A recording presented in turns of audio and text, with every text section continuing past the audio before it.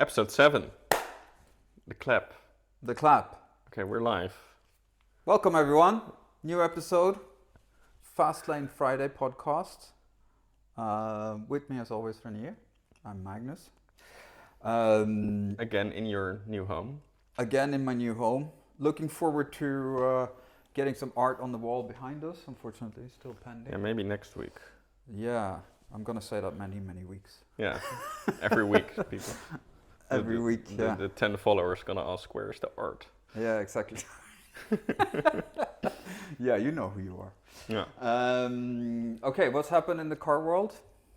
Yeah, let's start off Car Week. Car where Week. we were not there. Monteray Car Week, yeah. Yeah, it's a good one. Favorite car this year? Did you have a favorite car? Yeah, there were so many nice cars. There were good auctions. There were super nice cars on display. Now it's a Monday, but that's basically what I did all afternoon yesterday. Yeah. Just look at all the amazing footage from all the influencers who were there and the car launches. But probably what standing out for me was the Gordon Murray Automotive. Yeah. Because they had two cars. And have you seen them? Oh yeah, I saw Both? them. I saw them both. Both are kind of one-off, right? And one is made in 24 because it's the Le Mans thing. So basically the story is that, and the story is great because there are two cars, and one of them that's basically the F1, the T50 without the fan technology on it. Yeah. And they basically made like a tribute to the F1. And also they did a LM version. And I think it was the less prettier car, but the story is really cool. So basically, what I've heard is that there's a really nice dealership in London, you should go there, called Joe Macari. He's pretty much a legend in... he sells everything, like from Ferrari Enzos to D-types to their showroom is amazing. Yeah. We can do a whole podcast on just their inventory and their store alone. But basically, he's well connected to Gordon Murray, and apparently, I think 2 years ago or whatever or less, Gordon Murray was in a chat with Joe Macari, and Joe Macari just asked if you ever would do a Le Mans car, how would it look like? And he was like, oh, I have a sketch of it. So Of course he does. yeah, of course he does. So he already thought about it because he's such a genius. Yeah. And basically, they went forward to this, and he showed them this. That's the least cool, I think, of those. Yeah, because this is the other one. Yeah, that looks fabulous. Yeah, okay. But okay, first talk about this is the GM SV Le Mans GTR. Mm-hmm. And basically the story is that it's a limited run, and Joe Macari just told Gordon, it's like, I will sell all of them. And he did. Yeah. In like 24 hours. 20? No, I don't know. I don't know the really, time really frame, fast, but yeah. The story is that Joe said, like, I will contact my most loyal consumer base. Yeah. And pitch him the idea, and he sold them. Yeah, because I saw the video with Harry Metcalf. Yeah. Was there, and he was talking to Dario Franchitti Yeah. about this car, and he said that also it was sold in like really fast. Yeah, it was really fast sold. Yeah. And I think the story, like, I think it will be a track-purposed car, and I hope people will use them, because that's always the story. I mean, that's not gonna be the case. No, but you know that they're gonna go in a collection, and they're gonna just accumulate value. Yeah, but they did say the same about the T50, and you see the T50, like the people are driving them. Yeah, people are driving them. That's like, cool. That's cool. I wish I'd seen one actually, because they look amazing. Or rather, they are, I don't know, interior wise they look cool. Like I would love to see the T50. One. Yeah. I just love it's sort of It's sort of like an LFA because the LFA is not like it's not the fastest. It's not the fastest to 0 to 60 miles per hour. It's not the prettiest. It was not the cheapest because it was ludicrously expensive. But still, the whole package just works. Yeah. And I have the same with the T50 because I think it's just awesome and it sounds amazing. And I think the story how he involved Dario as a test driver. He basically daily drives one, and you see it everywhere. But and the funny thing in the beginning, they asked like, "Do you want to buy one?" They asked Dario if he wanted to buy one, and Dario actually said no. And then while he was test driving them, and when they started delivering them, Dario was like, crap." And then he asked Gordon, and Gordon was, "Don't worry, I already put one aside for you." So he did get one in the end, but okay. Yeah, and I think that the T50 was basically also the base of the best of the two cars, which is the LM. Yeah. It's a 4.3 liter instead of 3.9. They bored it up. Yeah, they bored it up. Yeah. But it just looks like it looks like it's squinting. It looks even more like an F1.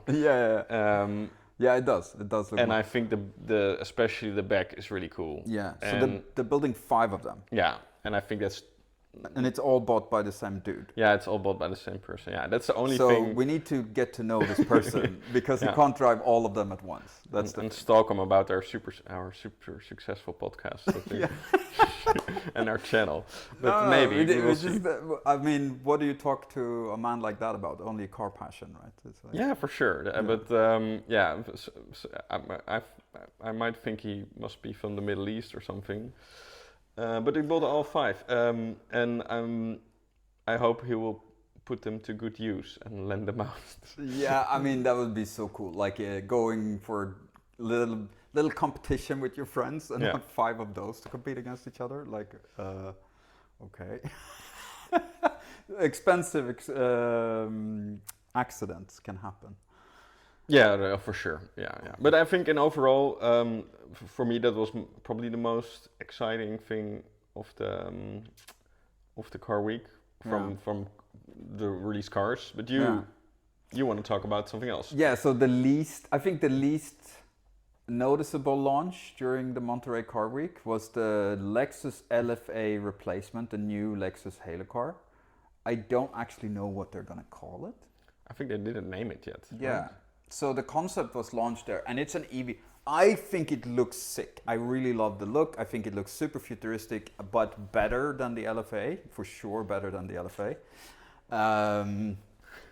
But it's all electric, which it's all electric. Yeah, it's all electric. Yeah, because it doesn't have any exhaust. No, but they tested like the Toyota version on the Nürburgring. Yeah, but it doesn't have any exhausts. So probably it's going to be all electric.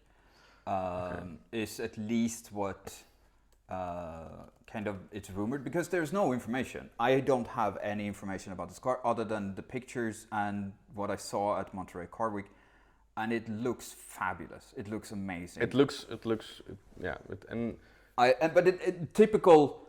Typical Lexus fashion. They had no press there. They had no marketing there. It was just a car on a monter and nothing else. There was no information. There was nothing else. It's just here it says it's gonna be called the LFR. Oh, LFR, yeah. And it will have a twin turbocharged V8 engine with hybrid assist. So it's gonna have the LC500 engine probably. I don't know. I hope they will make like the LFA one-off engine, but. Well, it's going to be, because here's the thing, if they put the LC500 engine and this replaces the LC500, it will still be kind of Optanium, right? Yeah.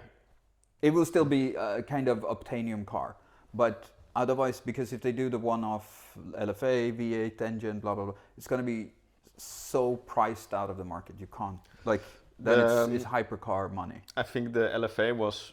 And I know that in pounds. I don't know why. It was like at the time 350,000. Yeah. And they couldn't get them all sold, I think. No, at the time, no. And now they're worth 700 to $1 million if you have a low mileage one.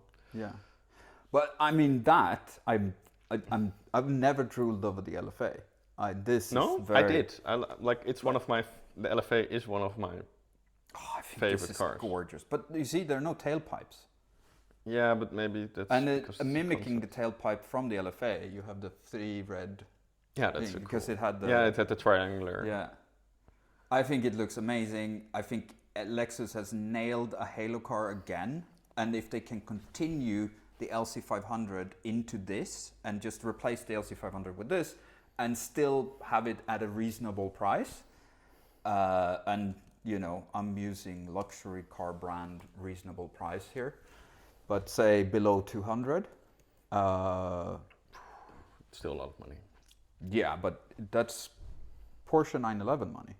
So if it can somewhere between, because what does a brand new LC500 cost today? 150? Yeah, probably. And then the Netherlands, I think maybe even more because of all the tax. Yeah. Which is, I mean, I was looking at used ones. I test drove one. Incredible car. Like, so good. It was really a cool car. Yeah, and its steering is way faster than you expect. You expect it to be like a GT car, but because it has rear wheel steer, it turns like nothing else. It's definitely not lazy. It's a proper sports car. But anyway, sorry, I digress.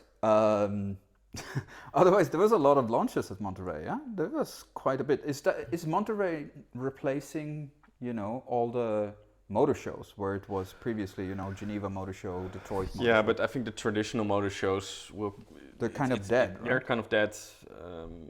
Like you also have in the Netherlands, you had the Monteray, and now they have like a sort of less professional, less more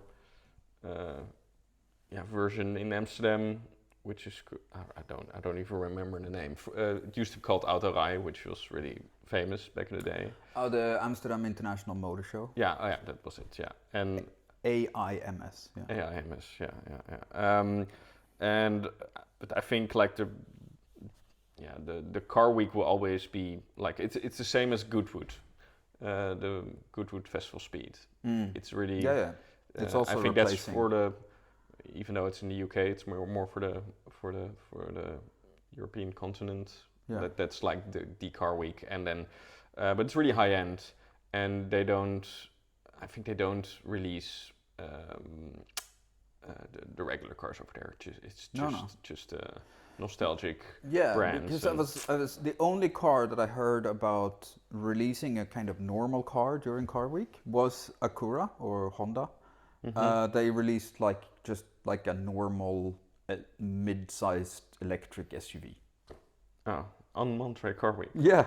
Yeah, And but Car Week it's also it's multiple events in 1 week. You have the the Quail, the Quail. You have all the auction houses have their and maybe jumping into that topic, the auction results has been crazy. Yeah, the RM Sotheby's had a huge auction. Yeah, they had some insane lineups there. Yeah, and let's start with the biggest of all, the SP3. Oh yeah. So basically, Ferrari decided to make 599 SP3s. Yes. Which I think is the successor of the LaFerrari and not the F60. But that's a whole other story. Rather than the F80. Anyway, and I think all the VIP clients got the SP3. Was it manual? No, it's SP3. It's just it's just that it doesn't have any hybridization. It's the V12, naturally aspirated. Yeah. No hybridization. Super cool body, super cool name. It looks insane. Because they named it after the Daytona. Yeah. And basically they made one more. And normally they make one for the Pope. Yes, but they didn't do this. So basically they made this, you could put it on the screen, this yellow, black Ferrari car. And it looks really cool. Oh, that's the one that is yellow on one side and black on the other? And they wrote Ferrari over it. And basically the story is that they would auction it off for charity. Yeah. But it's sort of charity for it's gonna be the profit of the car. So I'm not sure what Ferrari's quoting themselves towards themselves because it's Ferrari's own charity. They set their own price for their own car. And nobody knows. But anyway, the car sold for $26 million. Wow. Yeah. and I follow a few of the SP3 owners. Powerside Lovers is one. Yeah. And he like posted like, I will offer my SP3 for sale, half price of market value, 13 million. Because I think. Well, how much were they bought them for? How much were they to buy? Like $1 million? No, 2 to 4 depends on if you want to have the tailor-made stuff. But if you got an allocation, you were guaranteed about that the car was gonna be worth more. But I saw another interview of somebody who like did a calculation of how much you need to spend to get allocated these kind of cars, and more than the profit. No, I think you're kind of even, but I think a long time you'll always be good. But it basically tells you that the Ferraris were really hot because like there was also let me go through the list. There were two 250 GT convertible versions. Mm-hmm. One sold for I think 15 million, but that had like a race pedigree, and the one without sold for just 5.2 million. Still a lot of difference. I think the LaFerrari Aperta got like record sales of over 7 million, 67115, which is a record. Ferrari F50 market really went up, almost 10 million US dollars. F50's got a revival because they were the forgotten Ferrari for so many years. Yeah, and but then now like the last 3 or 4 years, they're they shooting just like. up. And the F40 LM, you want to take a guess? The F40 LM. So the normal ones they were like 1 million yeah, 2 but years they're ago. Now like 3 or 4? 2 to 3 depends. If it has like really low mileage, it goes above 3. But the LM racing pedigree? I don't know. I think they didn't but race. say 10 then. Yeah, but the estimate was 9, but this one went for 11 million. So much money. It's a lot of money. It's so crazy. Yeah. But I mean, is it worth it or not? Right? The market has spoken that it's worth it. So people are prepared to pay for these cars, which is kind of wild. Yeah, it's pretty crazy. And then and then there was one guy who turned up in an F50 GT. Yes, I read about that one. And apparently he won Best in Show. He won Best in Show, and apparently one guy showed up and offered him 100 million for the car. And he said no. And he turned it down. He turned it down. But I mean, it's not a one-of-one car, right? But it is. No, I don't know. It's basically maybe one of 2 or one of 3 or something. But it's completely crazy because the F50 was genuinely based on a Formula 1 engine. Yeah, it was a Formula 1 engine. Yeah. And they bolted it back to the car. Yeah. So the debut price of a normal F50 was $475,000.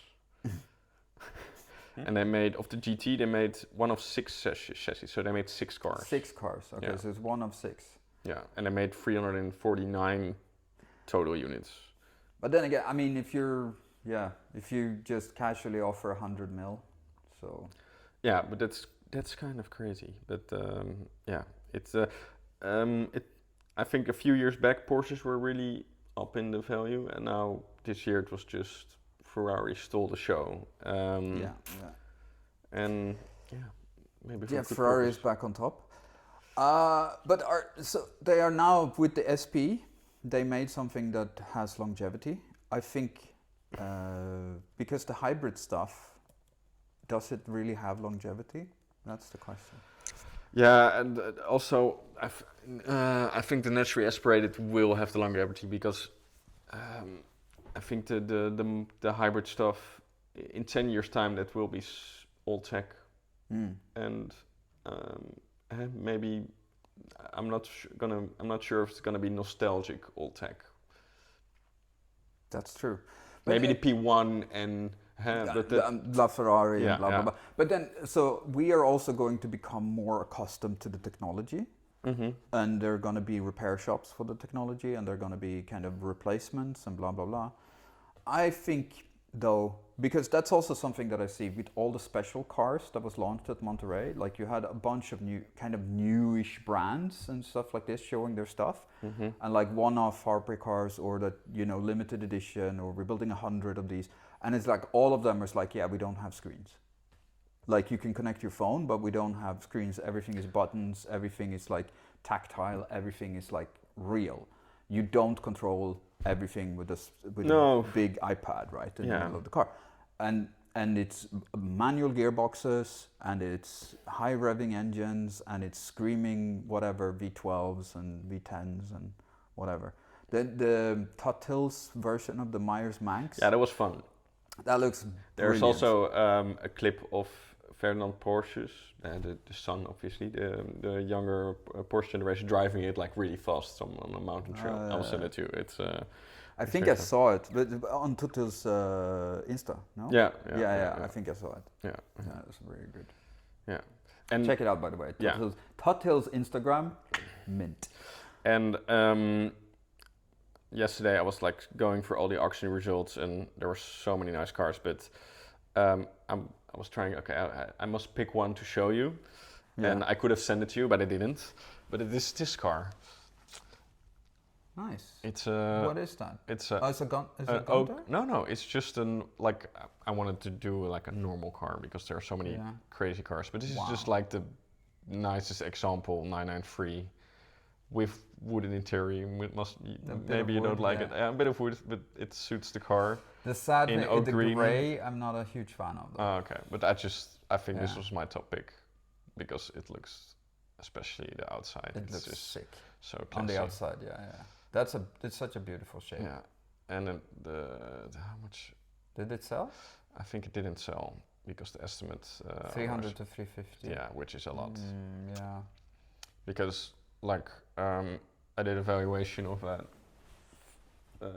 4S in ocean blue of a friend of mine, a really good one, and that car is appraised at 180.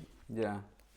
And it's like a mint car because he went to Porsche Classic and did all the nice stuff to it, and original rubbers around the window sills, and it's just a perfect car. Oh yeah,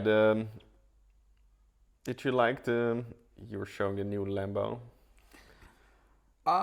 It's gonna be, so I didn't brush up on all the details around this. I did see, what's his name, Tim Smee 150's thing. He did a walk around of it. Is it 29 units? Okay. I don't know. I mean, whatever. Do you like it? It's just like, as if you're 10 years old and this is a poster car for a 10-year-old. Yeah, and it's the same with the Veneno, or I don't know how they called it. There's a Dutch guy owning it. Fenomeno. Yeah, I think it's a groundbreaking super sports car, is what they're calling it. Yeah, it's basically the exclusive roof railtoe. Yeah, so underneath is it an Aventador? No, it's a new roof railtoe. Yeah. And then because the Lamborghini Veneno, this was the previous one, and it was launched in. You remember? Oh, I remember. Yeah. It was. It's heinous. It's. Yeah, it's from the back. It's exceptionally poor looking. Yeah, it's. It's just like, what the heck is going on? But this is built for a specific market, right? Yeah, these are. These are the people who go to the Monteray and get body kits. Yeah, probably. Which is fine. If you do that, so I salute you. But it's not tasteful. Yeah, no. There was one guy who made this car, the Sesto Elemento. Sesto Elemento, yeah. And he made it road legal, and he showed up on all the car launches, and it's crazy. Yeah. Just a Huracan chassis, I think, and Yeah, the Siesto Elemento was built on the Huracan. I remember when, was it? Top Gear got it. Yeah, Top Gear drove it on Imola. Yeah, was it Imola? Yeah, it was Imola. It was a pretty wild video. Yeah. No, but I don't know. Like for sure, I'm like, I think the Lambo market, they're now selling more cars than ever, especially due to the Urus. Yeah, they also have. This is actually something that this is a little bit different topic, but basically in the VADS group, they have different groupings of the cars as well, right? So they have one group which is the Audi part. It's named something, I can't remember what it was, but in there is Audi, Bentley, and Lamborghini. Yeah. Within that group, Audi and Bentley sells 1% of the total cars of what they sell, right? They provide 48% of the profit of the company. Yeah, because it's all like the technology is the same and it goes in. Yeah. And I will try and find this picture, but I've seen this picture. I think I saved it somewhere, but it's basically the underneath of like the new generation Cayenne, the new Urus, the new Audi, Touareg, and they're just a bottom view, so from the mechanical perspective. Yeah. And it's all the same. It's not literally the same, but you can see how they made these cars on the same platform. And I think, is it a bad thing? Maybe, but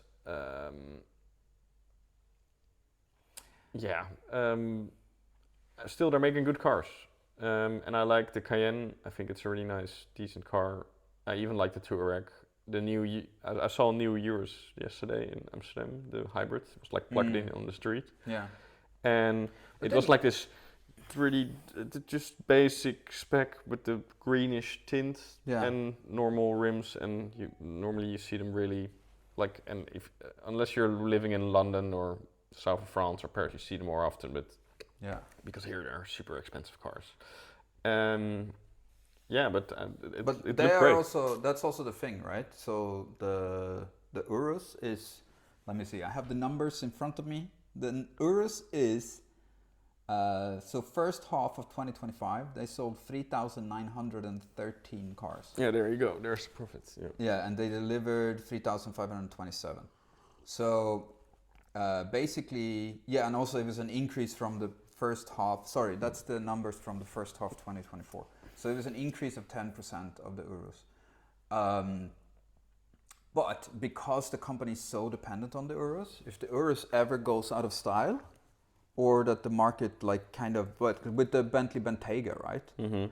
If the market kind of changes it would take away 70% of the business for Lamborghini, right? Yeah. And I mean, in total cars that they sold for the entire first half of 2025 was 5,043 cars. So, and almost 4,000 of them were the Urus. Yeah, you see. Well, I get it. And if they use the money to make more cool cars, so like Porsche, right? Yeah, but I don't like that. You see the picture of the new Temerario. I don't know how you. Do you like it? I like it. Yeah, it's sort of a baby 918, like from a technical point of view. Yeah, it's a cool car. It's a V8 hybrid. I also think light, small. I think it looks great. Yeah, because cool. I like a little bit more understated. Yeah. So. And it's still a Lambo. It still looks like a Lambo, and but it's not like over the top. So. Yeah. We'll put a picture. Okay. Maybe my last topic for Monteray Car Week. Yeah, Bentley also did like. Did they show that electric monstrosity? Yeah, and it looks like a Polestar. Yes. Yeah, it's awful. It's so bad. It's like the Polestar and the Jaguar Type 0 project had a baby. Yeah. It is big. It's also very large. It's ginormous. And I know it's a concept. Yeah. That's the thing. But it's been delayed though. It's been delayed. Thankfully, yeah. So blah blah blah. So basically, Bentley is selling hybrids like crazy now. So everything basically Bentley sells is hybrid, pretty much. Mm-hmm.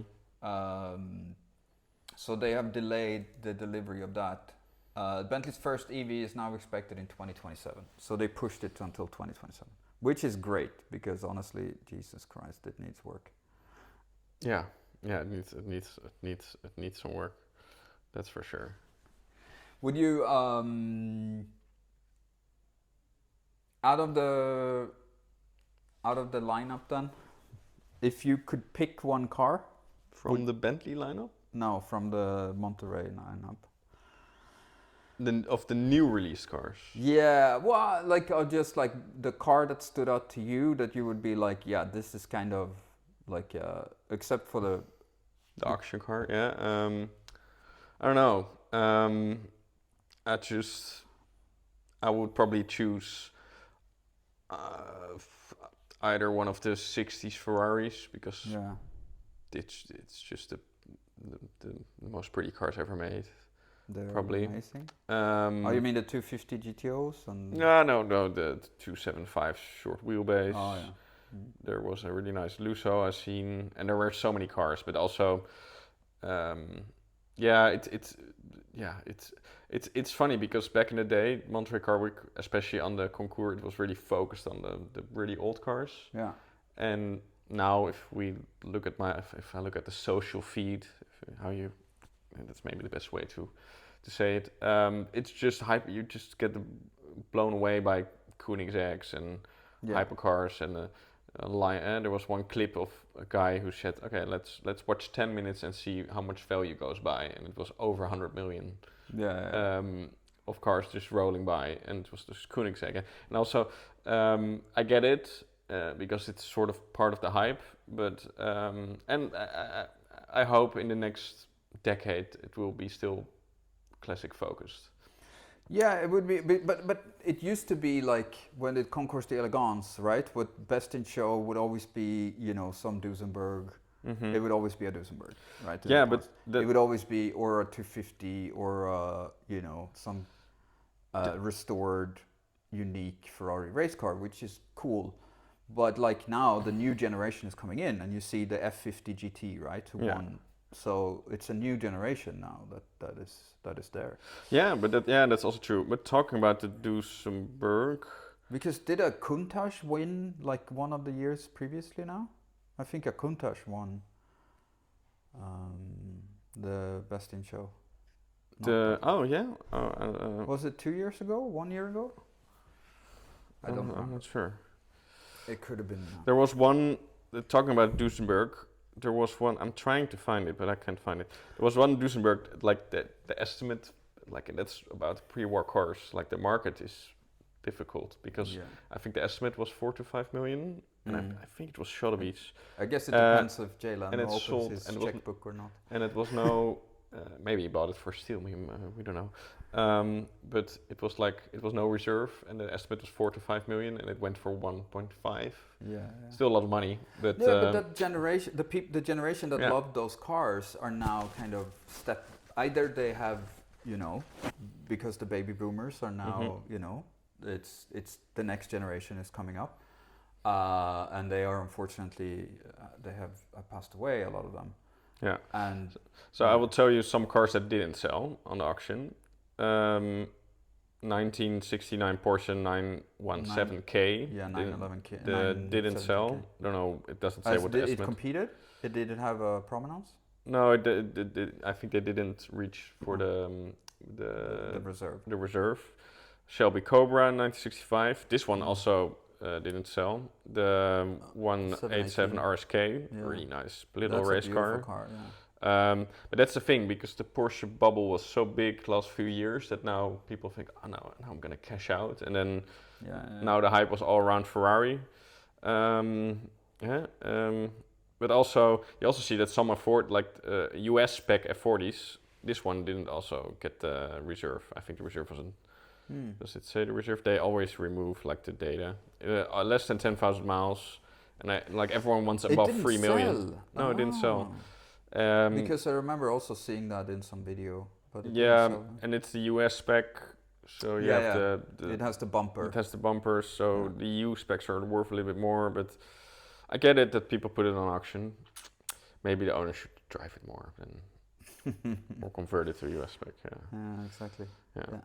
And there were like that's also the thing. Like you see, like there was another F40 didn't sell, and people get blown away by all the record sales. But some of them people they want too much money. If they sell them with the reserves and that sort of thing. Yeah. Otherwise, there was also other news that was there, except for the Acura electric car, right? Rivian was there. Yeah. And the CEO of Rivian was there, and he did the podcast of, what's his name? I'm blanking out. The guy who says, this? Yeah, it's an auction website. Cars and Bits. Doug DeMuro. DeMuro. I don't know why I blanked out on his name. It's fine. And I actually watched that podcast because He won't watch the podcast, I'm pretty sure. I'm pretty sure. Yeah. I love him. I watch so many. I don't think he's part of my youth. So yeah. Yeah. And I still disagree of him many times, but still. On his takes. Yeah, his takes. But I think that's part of his strategy. He has quite controversial takes in his. Yeah. And he is a bit of a. Like once you see him talking to his friends, it's also like he is the same kind of over the top person. Yeah. Anyway, so they interviewed the CEO of Rivian, and basically what I loved with Rivian is also like, we're not here to try and like compete out everyone from the market. We're here to do well in the market, and we think that there's space for multiple, providers of cars. He still believes in the electrification. Even though the world has kind of taken a step back from the electrification or delayed the electrification a bit. He still very much believes in that, and he thinks that Rivian is well positioned now in order to be able to deliver it when it comes around. Rivian R2 is going to be released, and it's going to come to Europe as well in 2027, probably. So that's the kind of what we would consider maybe an X5 size car, which in the US I think they say is a mid-size SUV, because they think a full-size SUV is like the X7 or bigger, the ginormous. But their R3 I think would sell in Europe. Have you seen the R3? No, I'm gonna. Just search for the Rivian R3. It is amazing. It's so cool. R3X or no, R3? just the R3 is fine. You can check the R3X as well, but it's like. The R3 is fine. View gallery because I just. It's a good-looking car. It's sort of a Lada. Yeah, it's a cool looking impression. like. I haven't seen this car, so it's first impression. Really, really cool. It's kind of quirky. I like it. Yeah, it's super cool. And it also has some. Gives me some Delta vibes as well. Yeah, it's like the same size as a Honda HR-V. Yeah, it's a cool, good-looking car. Kind of thing, but it looks way better. It's just like it's a funky, cool car. This is coming, right? Everyone is super excited for this. Yeah, and I think it's amazing. Yeah. I think it looks cool. And it will get some competition because I was earlier this year. I was in Las Vegas, and there was some promotion about this brand.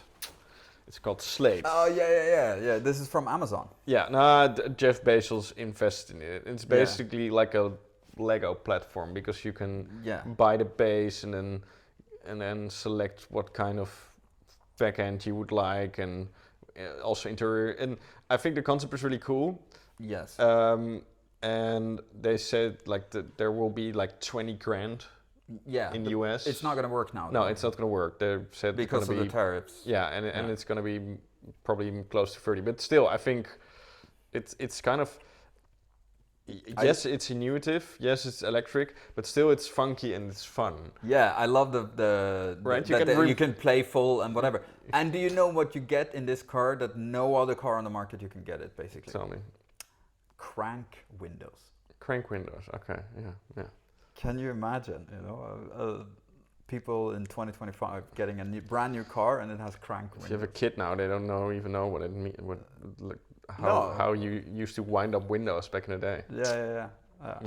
I remember I had one of my cranks malfunction on an old BMW I had.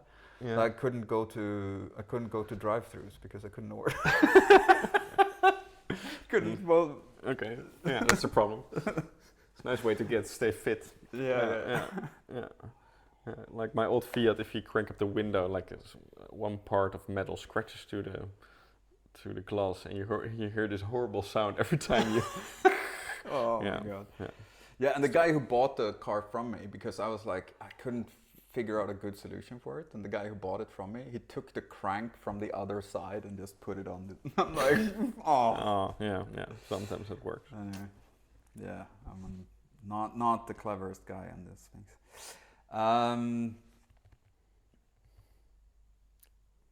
Any other? No, I think I had a lot of FOMO towards Car Week. Yeah, you really want to aim to go there next year. Yeah, or maybe maybe the year after that.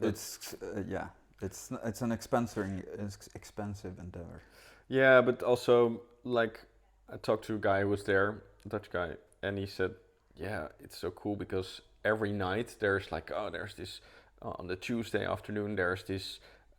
It's unofficial, but all the people go to like a In-N-Out parking lot, and there's just the coolest lineup. And it's not official; it's just a parking lot where people just show up. And the whole week you have these. And then on Thursday morning, there's an early coffee run at in the hills near Malibu and whatever. And it's just a ton of like if you just book a cheap Airbnb somewhere in the neighborhood and maybe get a cool car. Yeah, it's not going to be cheap to that's true. book anything. Even a shitty Airbnb is going to be very expensive. You need some connections. Also, there.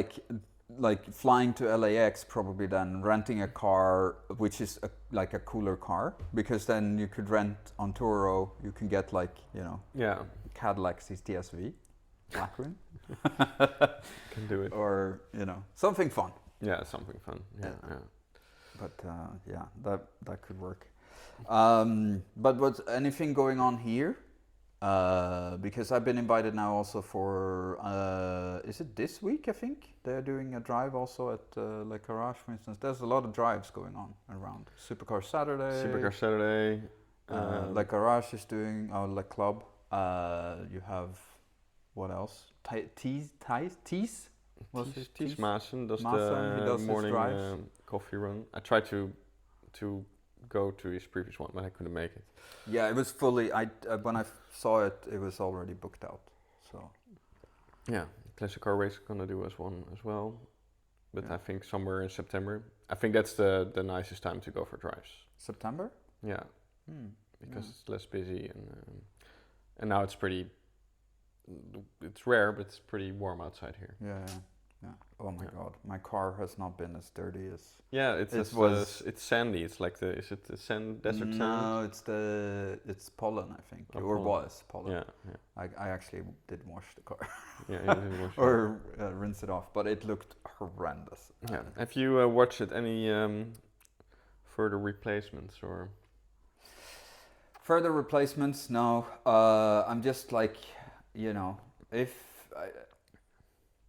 whenever I see a car that I'm like, I would replace this, but then I realize like, okay, I need to wait until it's sold, so that I can't keep just teasing myself. It's like a mental game now. Yeah. I just have to wait and see if it sells. If it doesn't sell, then And did anyone reached out? Only the drunk guy. Yeah. That clearly, he wanted to trade me a TTRS. Yeah, with 600. I've laughed really hard. Yeah, with 600 and something horsepower, tuned, whatever stage, blah blah blah. Not really my. It was really a drunk text. Like you tea. could see this guy was intoxicated. Yeah. I think you saw it before me. I didn't realize, but it's your language. Yeah. Because he messaged me in Dutch, of course, which is fine. I wonder, you didn't send any pictures. Maybe you should just ask him for pictures this week. We can show it next week. Yeah, no. Well, in that case, I have to tell him also that I'm going to show them. Right? But otherwise, nothing much is going down. I was looking around where I now moved to, which is The Hague. What I'm noticing is all these like quirky cars. They love quirky cars here.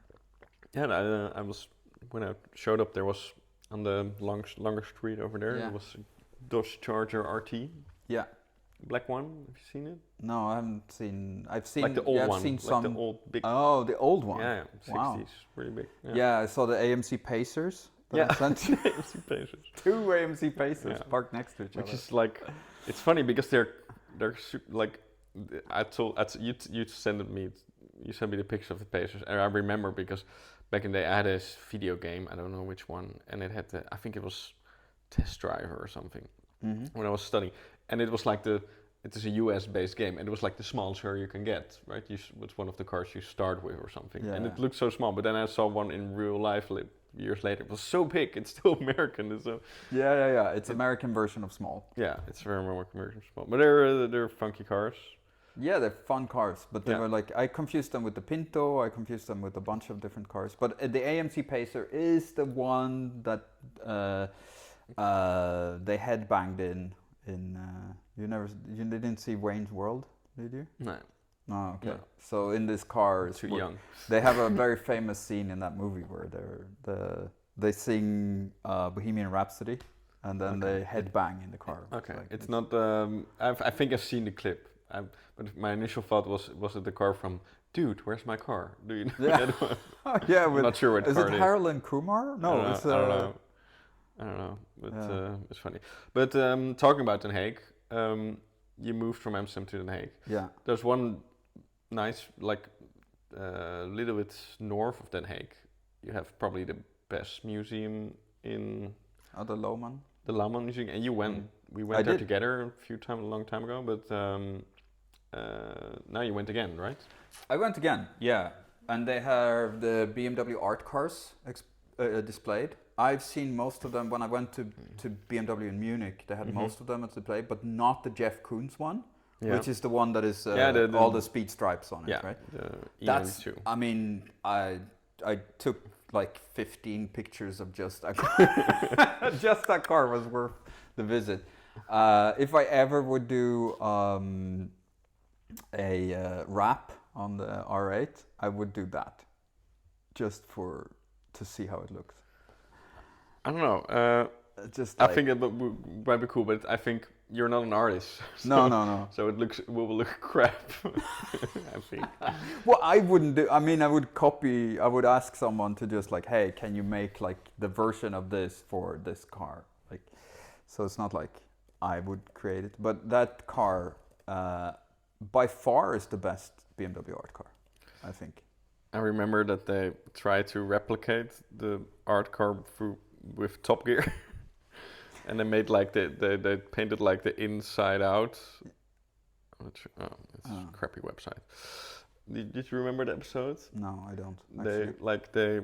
Where the Frio had to do like a museum. It was like peak Top Gear because they're just giving a load of money from the BBC and just fooling around. Yeah. They had to go to, I think, a museum in Liverpool or Bristol or something. Oh, they had to display the cars not in a car museum.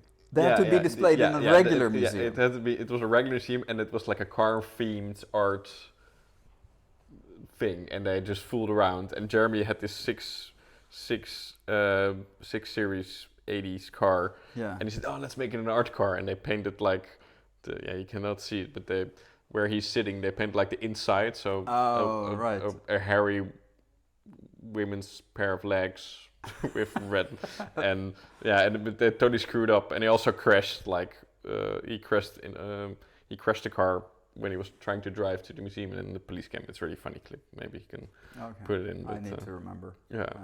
I need to find that car as well now. You send me the link. Yeah, I will send you the link. Yeah. Finding pictures of this is not so easy. No, I will help you. It's fine. But and did you do a full rock around? I did a full walk around. What actually something I wanted to mention earlier also. Do you know the concept of the expression "it's a doozy"? When something is really good in America, they had I just think of Duesenberg, but that's maybe where you're referring to. That's actually where the expression comes from. Okay. It's like because it was really fine. Because the Duesenberger was supposed to be this amazing it's like the American version of Rolls-Royce, right? And the funny thing is that when I was walking the museum, I mean, of course, there's a ton of really amazing cars, and you go from the beginning of the cars, and then as you walk in the museum, it takes you through the journey of the kind of the improvements of the car. And when I got to the Duesenbergers, and they had two there, I mean, I'm like breathtaking. Yeah, They're amazing. They're yeah, it's And no, but you see all these other cars, and then you put them next to them, and you have them in context, and you're like, this is miles ahead of anything else. It's the Gatsby car, right? It's or no, they had coach built like. oh, okay, but Yeah. but still, But it's that level, yeah. right? I remember back when I was really young. I think with my grandfather, we went to a French, also car meet in South France, and there was like a Duesenberg get together, and it was so like they're insane. It's just I think they're all coach built or Yeah, the back level, then yeah. you could also get like you would get a frame from somewhere, chassis, yeah, a chassis from somewhere, and just go to a coach builder and be like, that's what Bentley and Rolls Royce did as well. Yeah. Yeah. Which is we're getting back to, right, with all the one-offs and stuff. Yeah, that's now. where we started this podcast of like With most Bugatti actually. Yeah, Bugatti the same. It's a Dutch guy, the green one. Really? Yeah. Nice. So and what is its name? I forget the name. It's a Dutch collector. Yeah, Mr. Peridon. Oh. Really impressive, but he's also really fond of these cars. Like Oh really? No, it's just like some people just buy these cars just for to have a Bugatti, but he's like he built his own little museum of them, and it's got a. Does he share the cars? Does he take them on events or? He does like when you see the cars. Yeah. They're most of the time they're multiple. Like he drives in convoy. Oh really? Yeah. That's cool. Yeah. That's awesome. So the new one, I think it's. I'm not sure about it. Is it the Tourbillon? No, it's called something else. It's not the Tourbillon yet. No, the Tourbillon The is the new one. Brouillard. Yeah, that's the name. Brouillard, 1 of 1. Yeah. Apparently he paid 20 million US dollars for it. And I think that's too much money. That's a lot of money. That's a lot. But it's a 1 of 1. It's a 1 of 1. And you Yeah. know that over time it will increase in value. Will it? Probably, yeah. Because Considering it's also the first one from that program. Yeah, okay, It's but a launch of their new like special 1 of 1 program. yeah, okay. Yeah. Yeah. Yeah. And at Monteray, did you see any clips with Christian from Koenigsegg? Yeah. I love him also. He's so enthusiastic about everything, and yeah. also he's just very passionate, and like we were talking about Dr. Moore, that he's quite controversial sometimes, or controversial. He has some bold opinions, and one of them is he thinks Koenigsegg's are crap, basically, because he said like he's in a position that he knows a lot of people who have owned these cars, and they have some reliability issues. Yeah, but okay, yeah, but and he has a point, because you pay a lot of money and stuff doesn't work, and there's no service, but no, they basically fly in a guy from Sweden. Yeah. Super fix the car. I was like, okay, it's quite expensive. Yeah. But then again, what do Bugatti do, right? And then the question is, are they more reliable or not? I think Bugatti is more reliable, because probably I've seen some clips about how, right? I'm not sure where I have this reference from, but there was this guy who had he had a new Chiron, he had this engine warning light. Yeah. And I think you crap yourself when you have these cars and you have engine warning light. And then Bugatti called him instead of him calling Bugatti. And then like this engineer from his laptop could like read out the car. Yeah. Because they're all built in with, I think, new technology that via GPS they can read out the car. And he says, "Oh, your bougie on cylinder number 9 is a little bit dusty. If you drive the car at 80 miles an hour for quite some time, then the car will clean up itself and will move right away." And then he did it, and it worked. So that's great. And it's I remember that the Veyron is really expensive to maintain. Yeah, Ed Bolian had his 1 year report. of his car. Yeah. Oh. It cost him about $40,000 to have it for 1 year. Yeah. But it was the first year, and it needed maintenance, and it blah blah blah. So it's. So this is the Peridon collection. Well done, Mr. Michel. Oh, this is EB110, Ferdinand's Piège Bugatti Veyron. Yeah. Ferdinand Piège Bugatti Veyron. Oh, are all the who made them, yes, right? Yeah, and he has the Super Sport. No way. That's a heck of a collection. Yeah, that's really cool. Wow. Not sure if it's this car, but this is on the website. Yeah. Anyway, no, really cool. Yeah. How far are we in? We are about an hour in, so I think we can sign off. We can sign off. Do we have any topics that you guys would like to hear? I think for next time, I will soon need to replace my Mini. Yeah, you do. Because it's just a working horse, which is fine, and I don't have emotional connection to it, which my partner doesn't like, because I don't care if it's dirty. I care if the inside is clean. Yeah. Sure, but the outside I don't give a crap. Yeah. And there are some suggestions that you I know what car you want, I think. Yeah, I know also what car I want, but then it's also the problem is which version, but maybe we can go for a selection. Oh yeah, absolutely. I very happy to discuss it. Of course, happy to help. I think it's a good topic to build an episode around. So yeah. Otherwise, also let us know below what you think. Like, comment, subscribe. Give us share with your friends. Tell us about it. And yeah. Thank you very much. Thank you for watching. Have a good one.